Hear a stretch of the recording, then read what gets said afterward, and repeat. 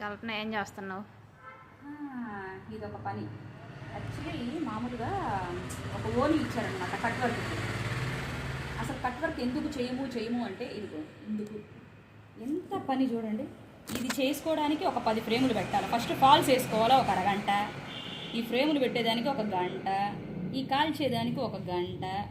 టోటల్గా ఎంత అవుతుంది తెలుసా? మామూలుగా మాకు వర్క్ అంతా ఒక రోజు పడుతుంది ఒక్క ఓనీకి వేయడానికి. ఒక శారీకి అయితే 1.5 డే. మీరు అనుకోవచ్చా ఎంత సింపుల్, అంత సింపులే చూస్తే.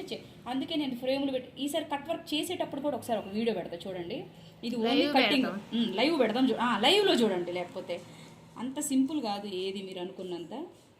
ఇదిగోండి ఇప్పుడే చెయ్యి కూడా కాల్చుకున్నా, చూడు ఎంత లావున కాలిందో.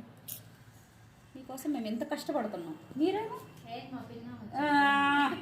ఒకటి ఇందాకదే కంటిన్యూ ఆపేసావా? మధ్యలో జోకులు అలా ఇలా ఉంటారు కదా. అక్క రంగాల్లో ఆపే. ఇప్పుడు స్టార్ట్ చేసావా? ఇవన్నీ కూడా పడ్డాయి. ఎంతవరకు మధ్యలో ఆపేసాను కదా. అందుకు మేము కట్ వర్క్ ఎక్కువ ఎందుకు తీసుకోము అని అంటే ఇంత రిస్క్ ఉంటుంది కాబట్టి మేము తీసుకోమన్నమాట.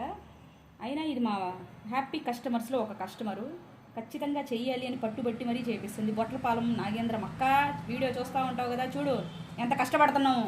రేట్లేమో ఇంతలా అని అడుగుతారు, ఇది చూడు చేతులు కాళ్ళు గాల్చుకొని మరీ చేస్తున్నాం. రెండింటికి తేడా చెప్పు. యాక్చువల్లీ అది కత్తెరతో కట్ చేసాము, చూపిస్తాను. ఇది సిజర్తో కట్ చేసి ఇది యాడ్ పెడతామో ఏమో, పొగలు వస్తుంది చూడండి ఫ్రెండ్స్. అది ఇదిగోండి, ఇది కత్తెరతో కట్ చేసాం. అందరూ ఇప్పుడు మామూలుగా కత్తెరతో కట్ చేసుకుంటున్నారు కానీ ఫినిషింగ్ నీట్గా రాదు. ఈ ఫినిషింగ్కి తేడా చూడండి. ఇవి వీళ్ళ పీసులు వచ్చినాయి అనుకో, మీకు వర్క్ నిలబడదు. ఎప్పుడైనా పీసులు పోతే వర్క్ బయటకు వచ్చేసింది. అందుకనే మేము ఎంత కష్టపడి చేతులు కూడా కాల్చుకొని ఇది చేసామన్నమాట. చెయ్యి మళ్ళీ చూపి. ఇదిగో బొక్క పడింది, కనిపించట్లే. ఇదిగో బొబ్బ వచ్చింది. బొబ్బ వస్తుంది, ఎందుకు రాదు, బాగా గాలింది, ఏం చేయలేదు. ఓకే కట్ చేయి. Thank you. మొత్తం పెట్టు, సరిగ్గా ఉందో లేదో చెప్పు. మధ్యలో